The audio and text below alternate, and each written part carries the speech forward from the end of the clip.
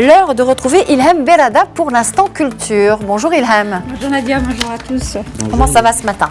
Bien, très bien, merci. Alors pour commencer cette chronique, vous nous emmenez à Marrakech, à la découverte de la fondation Montresso et du fameux Jardin Rouge. Dites-nous.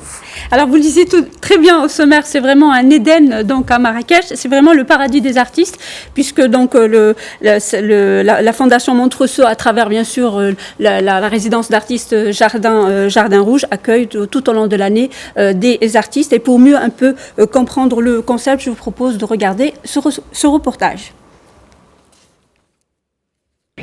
Créée en 2009, l'objectif de la Fondation Montresso est d'accompagner les artistes dans leur processus de création en les accueillant en résidence à Jardin Rouge. Et pour cela, un vaste domaine de près de 10 hectares abrite ce lieu insolite, niché au milieu d'un village de quelques centaines d'habitants. Construit à une trentaine de kilomètres de Marrakech, l'infrastructure de Jardin Rouge est basée sur l'autarcie. Les artistes n'ont rien d'autre à faire que peindre, sculpter et créer. La Fondation Montresso, elle a pour but de soutenir la création et aussi de la promouvoir. Donc dans un premier temps, la résidence d'artistes est là pour aider les artistes à créer des projets, à les développer, à être vraiment dans un soutien à la création. Et l'espace Montresso a été inauguré en 2016 pour nous permettre d'avoir sur place un outil de promotion de ces artistes. Véritable laboratoire de créativité, Jardin Rouge accueille des artistes qui viennent développer un projet artistique personnel. Ancré sur la problématique du territoire, ce lieu unique accueille chaque année des artistes venus du monde entier. Il y a également un travail où on va vers la jeunesse et il y a des artistes qui vont se présenter dans des écoles et qui font des petits workshops ou qui ont déjà fait des fresques murales comme Poès et Jaubert dans un collège. Ils avaient fait une fresque immense et avaient aussi fait une fresque avec les enfants. Et tout était parti d'un partage et d'un dialogue autour des idées qui étaient importantes pour les enfants. En 9 ans, Jardin Rouge a accueilli 54 artistes. Sa grande particularité est de construire avec eux une vision à moyen et long terme. Ici, les artistes travaillent à leur rythme. Ils peuvent ainsi rechercher, expérimenter et tester en toute liberté. Et cerise sur le gâteau, les œuvres sont exposées à l'espace Montresso, inauguré en 2016, un espace monumental, écrin exceptionnel pour la mise en scène des expositions qui y succèdent. Alors Ilham, on vient de le voir, donc Jardin Rouge, une Éden pour les artistes à Marrakech. Donc expliquez-nous comment sont sélectionnés ces artistes pour profiter de cette résidence.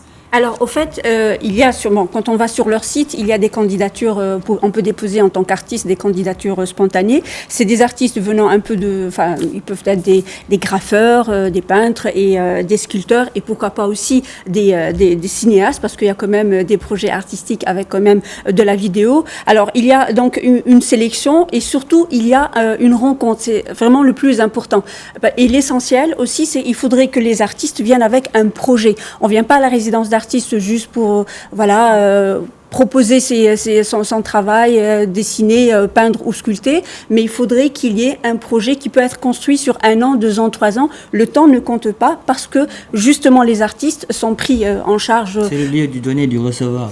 Pardon ? C'est le lieu du donner et du recevoir. Voilà, justement, parce qu'en fait, c'est un lieu où les artistes se sont vraiment libres et ils ont tout le temps pour faire justement leur projet. Il n'y a pas vraiment une limite de temps. Et je sais par exemple que un artiste de Téton, Hassan Chahed, qui est prof à l'Institut national des beaux-arts, est parti, les a rencontrés et il sera justement en résidence à partir de septembre. Donc vraiment, il est nécessaire qu'il y ait une rencontre et qu'il y ait aussi, une sympathie entre tout le monde pour que vraiment, parce que c'est vraiment une ambiance qui est quand même assez spéciale. Alors comment ce projet est-il financé? Ce genre de projet, comment est-ce qu'il est financé? Alors c'est très simple, c'est d'abord un monsieur qui a décidé d'investir tout son argent dans cette résidence d'artistes, la Fondation Montresso. C'est quelqu'un qui est très discret, qui viendra jamais vers les journalistes. Parce que quand j'étais par exemple pour ce reportage, j'étais là-bas, mais c'est quelqu'un qui viendra jamais vers les journalistes parce qu'il est très très discret. Donc il y a le fond donc de cette personne. Et puis bien sûr il y a les expositions parce que les artistes bien sûr ils sont pris en charge 100%. Ils ont la peinture, tous les moyens dont ils ont besoin sont mis à leur disposition. Ils sont nourris logés pendant tout le temps, bien sûr, de la création.